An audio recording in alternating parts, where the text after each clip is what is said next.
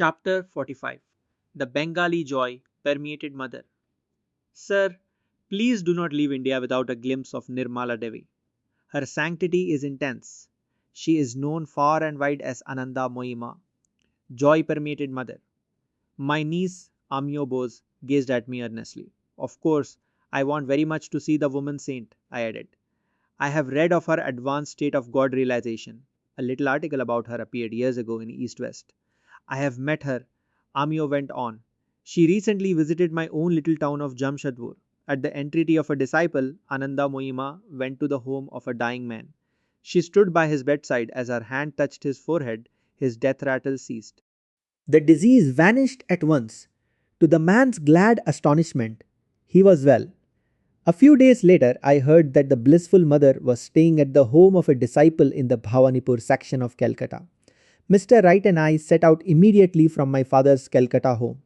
As the ford neared the Bhawanipur house, my companion and I observed an unusual street scene.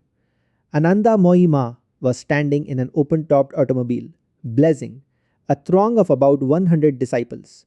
She was evidently on the point of departure. Mr. Wright parked the Ford some distance away and accompanied me on foot toward the quiet assemblage. The woman saint glanced in our direction. She alighted from her car and walked toward us. Father, you have come. With these fervent words, she put her arm around my neck and her head on my shoulder. Mr. Wright, to whom I had just remarked that I did not know the saint, was hugely enjoying this extraordinary demonstration of welcome. The eyes of the 100 chelas were also fixed with some surprise on the affectionate tableau. I had instantly seen that the saint was in a high state of samadhi, utterly oblivious to her outward garb as a woman. She knew herself. As the changeless soul, from that plane she was joyously greeting another devotee of God. She led me by the hand into her automobile. Ananda Moima, I am delaying your journey, I protested. Father, I am meeting you for the first time in this life. After ages, she said, please do not leave yet. We sat together in the rear seats of the car. The blissful mother soon entered the immobile ecstatic state. Her beautiful eyes glanced heavenward and half opened became stilled, gazing into the near far inner Elysium. The disciples chanted gently, Victory to Mother Divine. I had found many men of God realization in India, but never before had I met such an exalted woman saint. Her gentle face was burnished with the ineffable joy that had given her the name of blissful mother. Long black tresses lay loosely behind her unveiled head. A red dot of sandalwood paste on her forehead symbolized the spiritual eye ever open within her. Tiny face, tiny hands, tiny feet, a contrast to her spiritual magnitude. I put some questions to a nearby woman chela while Ananda Moima remained entranced. The blissful mother travels widely in India. In many parts, she has hundreds of disciples. The chela told me her courageous efforts have brought about many desirable social reforms. Although a Brahmin, the saint recognizes no caste distinctions.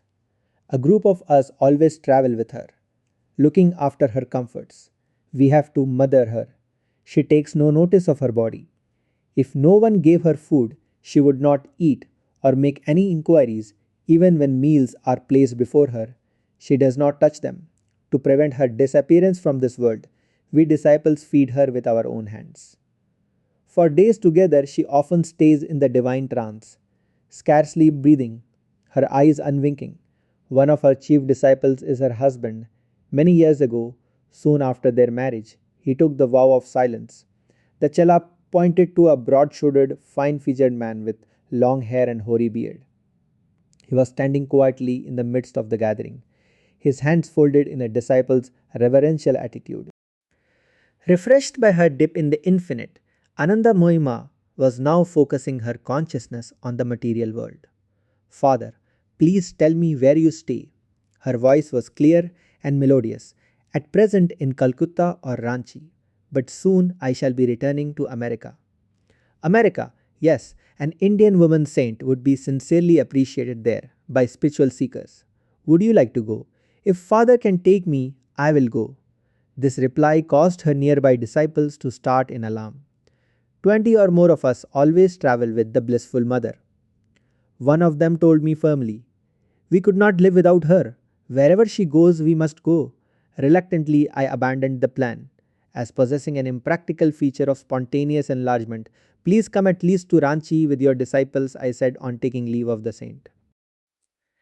As a divine child yourself, you will enjoy the little ones in my school. Whenever father takes me, I will gladly go. A short time later, the Ranchi Vidyalaya was in gala array for the saint's promised visit. The youngsters looked forward to any day of festivity, no lessons, hours of music, and a feast for the climax. Victory. Ananda Moyima Ki Jai. This reiterated chant from scores of enthusiastic little throats greeted the saint's party as it entered the school gates. Showers of marigolds, tinkle of cymbals, lusty blowing of conch shells, and beat of the mridanga drum. The blissful mother wandered smilingly over the sunny Vidali grounds, ever carrying within her the portable paradise. "It is beautiful here," Ananda Moyima said graciously as I led her into the main building. She seated herself with a childlike smile by my side. The closest of dear friends, she made one feel, yet an aura of remoteness was ever around her, the paradoxical isolation of omnipresence. "Please tell me something of your life." "Father knows all about it. Why repeat it?" She evidently felt that the factual history of one short incarnation was beneath notice. I laughed, gently repeating my question. "Father, there is little to tell." She spread her graceful hands in a deprecatory gesture. "My consciousness has never associated itself with this temporary body. Before I came on this earth, Father, I was the same. As a little girl, I was the same. I grew into womanhood, but still I was the same. When the family in which I had been born made arrangements to have this body married, I was the same. And when, passion drunk, my husband came to me and murmured endearing words, lightly touching my body, he received a violent shock, as if struck by lightning, for even then I was the same. My husband knelt before me, folded his hands, and implored my pardon. "Mother," he said, "because I have desecrated your bodily temple by touching it with the thought of lust, not knowing that within it dwelt not my wife, but the Divine Mother. I take this solemn vow, I shall be your disciple, a celibate follower, ever caring for you in silence as a servant, never speaking to anyone again as long as I live. May I thus atone for the sin I have today committed against you, my Guru. Even when I quietly accepted this proposal of my husband's, I was the same. And Father, in front of you now, I am the same. Ever afterward, though the dance of creation change around me in the hall of eternity, I shall be the same." Ananda Moima sank into a deep meditative state. Her form was statue still. She had fled to her ever calling kingdom. The dark pools of her eyes appeared lifeless and glassy. This expression is often present when saints remove their consciousness from the physical body, which is then hardly more than a piece of soulless clay. We sat together for an hour in the ecstatic trance. She returned to this world with a gay little laugh. "Please, Ananda Moyima," I said, "come with me to the garden. Mr. Wright will take some pictures." "Of course, Father. Your will is my will." Her glorious eyes retained the unchanging divine luster as she posed for many photographs. Time for the feast. Ananda Moyima squatted on her blanket seat, a disciple at her elbow to feed her, like an infant. The saint obediently swallowed the food after the chela had brought it to her lips. It was plain that the blissful mother did not recognize any difference between curries and sweetmeats. As dusk approached, the saint left with her party, amidst a shower of rose petals, her hands raised in blessing on the little lads. Their faces shone with the affection she had effortlessly awakened. "Thou shalt love the Lord thy God with all thy heart, and with all thy soul, and with all thy mind, and with all thy strength," Christ has proclaimed. This is the first commandment. Casting aside every inferior attachment, Ananda Moima offers her sole allegiance to the Lord. not by the hair splitting distinctions of scholars, but by the sure logic of faith. The childlike saint has solved the only problem in human life, establishment of unity with God. Man has forgotten this stark simplicity, now befogged by a million issues, refusing a monotheistic love to God. The nations disguise their infidelity by punctilious respect before the outward shrines of charity.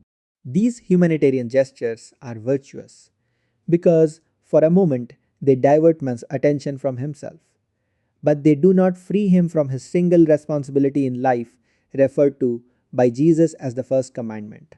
The uplifting obligation to love God is assumed with man's first breath of an air freely bestowed by his only benefactor. On one other occasion after her Ranchi visit, I had opportunity to see Ananda Moima. She stood among her disciples some months later on the Serampore station platform waiting for the train. Father, I am going to the Himalayas, she told me. Generous disciples have built me a hermitage in Dehradun.